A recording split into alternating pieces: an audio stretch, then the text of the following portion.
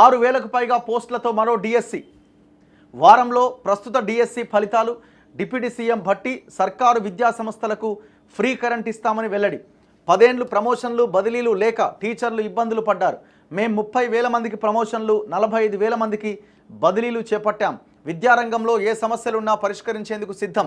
ప్రభుత్వ స్కూళ్లలో పిల్లల సంఖ్య పెంచాలి. మంత్రి పొన్నం.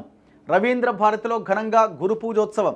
ఇప్పుడు మీరు టీచర్లని ప్రమోషన్లు అవన్నీ చేసినారు కానీ సరైన విధంగా జరగలేదంటున్నారు. సరే, ఏదైనా చిన్న చిన్న పొరపాట్లు జరుగుతూ ఉంటాయి, వాటిని కూడా సరిచేయండి.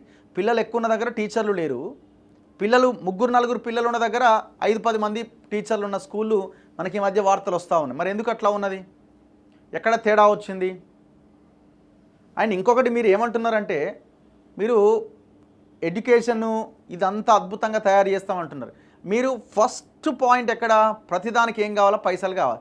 టీచర్లను రిక్రూట్ చేస్తారు, వాళ్ళకి జీతాలు ఇవ్వాలిగా.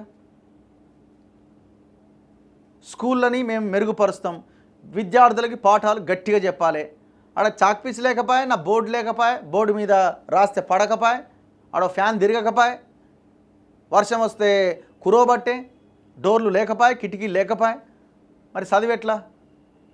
ఆ టీచర్ ఎంత గొప్పగా చెప్పడానికి ప్రయత్నం చేసినా ఇవన్నీ సౌకర్యాలు అక్కడ ఉండాలి కదా. ఉండాలంటే బడ్జెట్ కేటాయించాలా, వాటిని రిపేర్లు చేయించాలా?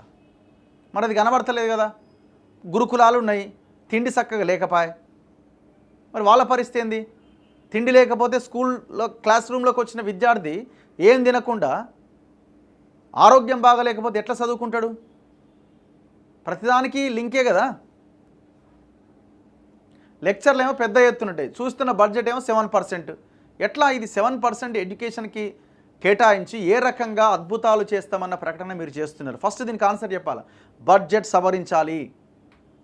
మినిమం 15% ఎడ్యుకేషన్కి బడ్జెట్ని కేటాయించాల్సిన అవసరం ఉన్నది.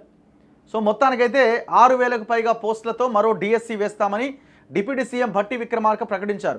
రాష్ట్రంలో టీచర్ల కొరతతో స్టూడెంట్లకు నాణ్యమైన విద్య అందకపోవడంతో మేము అధికారంలోకి రాగానే 11,062 టీచర్ పోస్టుల భర్తీకి నోటిఫికేషన్ ఇచ్చాం. వారంలో ఆ డిఎస్సి ఫలితాలు కూడా ఇవ్వబోతున్నాం. టీచర్ పోస్టుల భర్తీకి మరో డిఎస్సి నోటిఫికేషన్ ఇచ్చేందుకు ప్రభుత్వం ప్రణాళికలు సిద్ధం చేసింది. గురువారం హైదరాబాద్ రవీంద్ర భారతిలో జరిగిన గురు పూజోత్సవ కార్యక్రమంలో డిప్యూటీ సీఎం భట్టి విక్రమార్క మాట్లాడారు. రాష్ట్రంలోని సర్కారు విద్యా సంస్థలకు ఉచిత కరెంట్ అందిస్తున్నట్టుగా వెల్లడించారు. దీనికి సంబంధించిన జీవో 20ని సభలో చదివి వినిపించారు. సర్కారు నిర్ణయంతో రాష్ట్రంలోని 27,862 ప్రభుత్వ విద్యా సంస్థలకు ప్రయోజనం చేకూరుతున్నది. ఇందిరమ్మ రాజ్యంలో ఏర్పడ్డ ప్రజా ప్రభుత్వం విద్యకు బడ్జెట్లో పెద్దపీట వేసింది. ఏది? కేసీఆర్ 6.5% చేస్తే మీరు 7% పెంచారు, అంతే. ఏం లేదు అక్కడ. ఇప్పుడు మీరు ఆ పెంచిన 7% కూడా ఇక్కడ 11,000 టీచర్లకి కొత్త టీచర్లు రిక్రూట్ అవుతున్నారు, వాళ్ళ జీతాలు. ఇంకొక 6,000 పోస్టులు అన్నారు, వాళ్ళ జీతాలు ఫస్ట్ మంత్ ఇవ్వాలి కదా. మరి అటే బాయ్ బడ్జెట్ అంతా.